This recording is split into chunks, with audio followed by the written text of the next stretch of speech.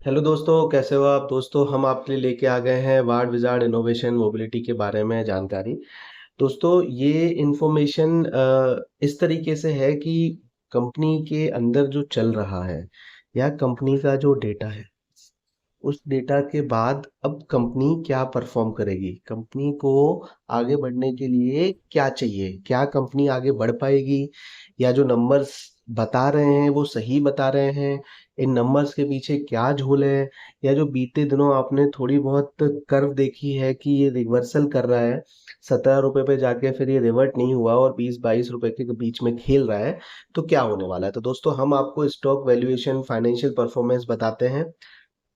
ये देखिए दोस्तों, हम डिसीजंस बताएंगे, पिछले 10 साल का एक्सरे बताएंगे और फाइनली ये बताने की कोशिश करेंगे कि आपकी इस शेयर की अभी स्थिति क्या है, फ्यूचर में आपको क्या करना है, वो हम आपको नंबर्स दे सकते हैं, डिसीजन आपका होगा।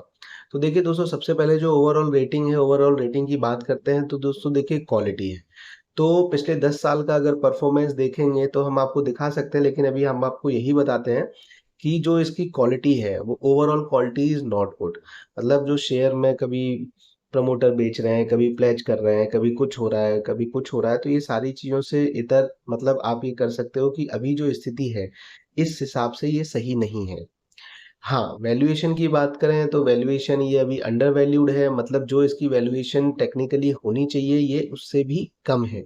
यानी वैल्यूएशन के हिसाब से ये ओवर वैल्यूड नहीं है। मतलब अगर 20 रुपए का शेयर मिल रहा है तो चलो इसकी 35 की वैल्यू होगी, 30 की वैल्यू होगी, तो ये पॉइंट इसके सपोर्ट में जाता है कि ये एक अंडर वैल्यूड शेयर है और अंडर वैल्यूड शेयर पे हमेशा दाव लगाना चाहिए।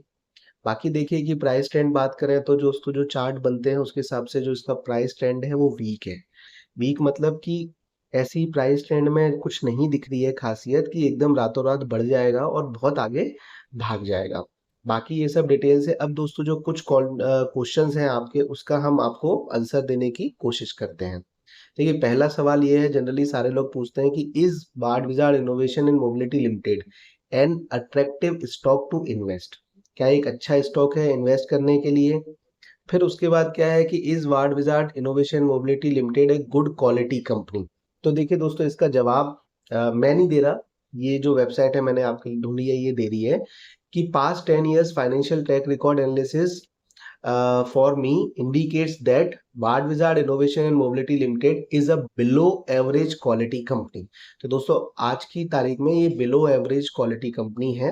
क्वालिटी तो है पर ये बिलो एवरेज है। सेकंड सवाल दोस्तों ये है कि is ward Wizard innovation mobility limited under valued और ओवर वैल्यूड?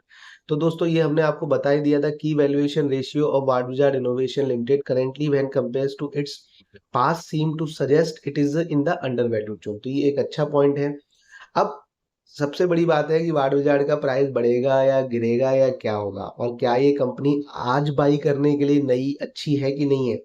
तो दोस्तों देखिए, ये बताते हैं the price trend analysis indicates is weak, which suggests that the price of Ward Wizard Innovation and Mobility Limited is likely to fall in the short term. However please check valuation rating. तो दोस्तों, short term की बात करें तो हो सकता है price गिरे, लॉन्ग टर्म में हो सकता है संभल जाए। लेकिन अब आपको पता है कि गाड़ियों के ईवी के ऊपर थोड़ा सा जैसे एकदम से धुंधसा छा गया है ब्लू स्मार्ट के बाद, तो आपको बच के रहना है, अपनी एनालिसिस करनी है। और ये हमने कुछ सवालों के जवाब, जो ज्वलंत सवाल थे उनके सवाल आपको जवाब स्ट्रेट अवे दे दिए। मतलब अच्छा है बुरा है ये है। तो तीन चीजें मोटा मोटी हैं कि ऐसे जोन में है कि अंडर वैल्यूड है तो खरीद लेना चाहिए, क्वालिटी शेयर की उतनी अच्छी नहीं है, और अभी कोई भी ये नहीं कह रहा है कि ये बढ़ेगा ही बढ़ेगा, गिरेगा नहीं। तो आप अपना डिसीजन लीजिए, आप क्या करने वाले हो वो बताइए। खुश रहिए, आगे बढ़ते रहिए, ऑल द बेस्ट।